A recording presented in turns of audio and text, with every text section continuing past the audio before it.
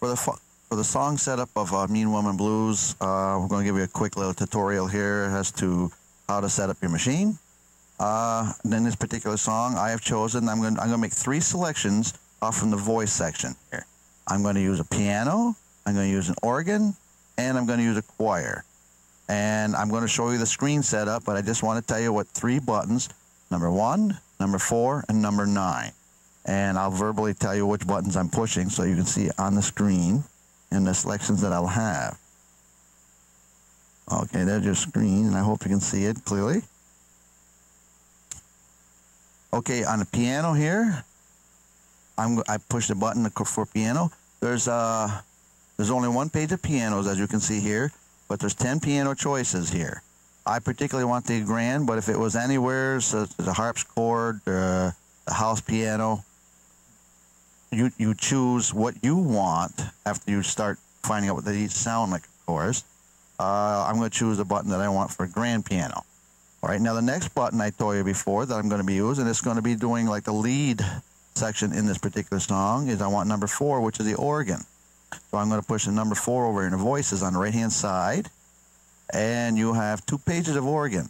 Well, I know that the organ that I want is on page 1, and that's where we're at right now.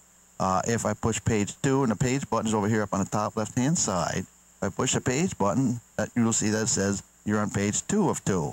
But now I'm going to go back to page 1 of 2, and I want the rocker piano. So I'm going to push this button right here. So that becomes a preset. Now, no matter what other buttons I push, that'll always stay the rocker piano, and it'll also stay the grand piano. I mean, the rocker organ, excuse me.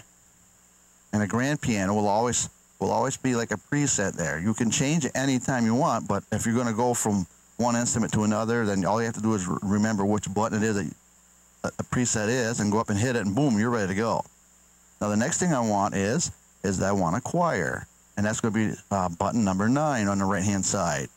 And you have 2 pages of choirs, and the choir that I want is going to be the chorale, or choral, I guess is what you want to call it. Let me step on this side. This is what they sound like a little bit here.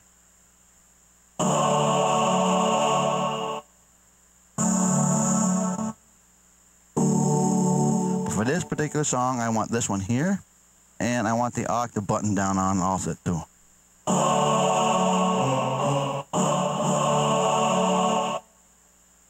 So you can see that I've changed that. Now the next thing you're going to be doing, since you've set those buttons over there, I'm going to go back over, and you have to just make sure, but I'm not going to change it. You have to make sure that your vocalizer is set where you want it. So your choices for vocalizer, if you push that button before you start your song, I've got it right now in vocal 2, which is taking all the reverb out so that I can talk with you. But under normal circumstances, I normally either do this one or this one. Now you got 2 pages, and it's all a matter of choice when you start singing that you have to choose for yourself. Now I'm back on where there's no reverb, and so you can understand everything that I'm saying. When you're singing, you're going to want some reverb. Now you probably don't want as much as what I just had on there, but the choices are immense. Whatever you want to do, it's all up to you. Now going back over to the right-hand side and coming down, I want the octave button on. And if the octave button was off, this is what that would sound like. On. So that's the only other button that you have to remember. So otherwise, you have to move down on the keys to change the octaves. In my case, I like to sit in one position, play all my songs from that one position. Like I said before, I'm no Jerry Lee Lewis. I'm not even going to try to imitate it. Now you also want to activate your key stop button, which is right here. What that does is that starts and stops your songs at the touch of a key over in your left hand. Now you can stop the song anytime you want, and you can start it anytime you want. That's real important to have that. The rest of the other buttons you don't have to know anything about because you're not going to be using them very much. In fact, some of them I haven't even used yet. Right here you have another button which just says hold. So right next to the start button.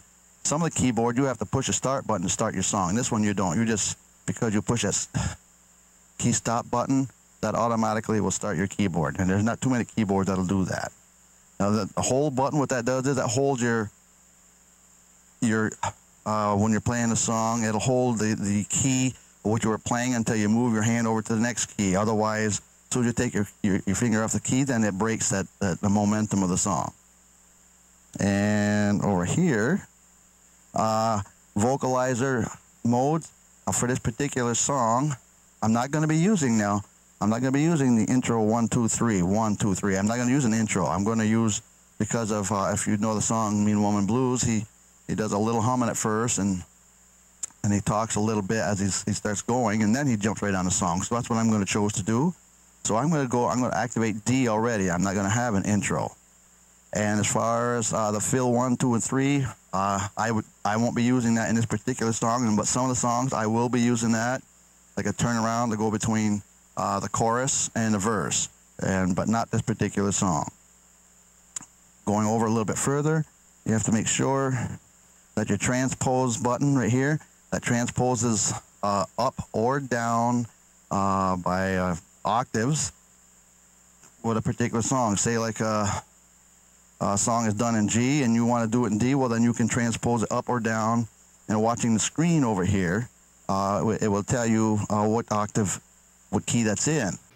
Again, I want to make sure my setup, organ, there's rocker, okay, choir is chorale.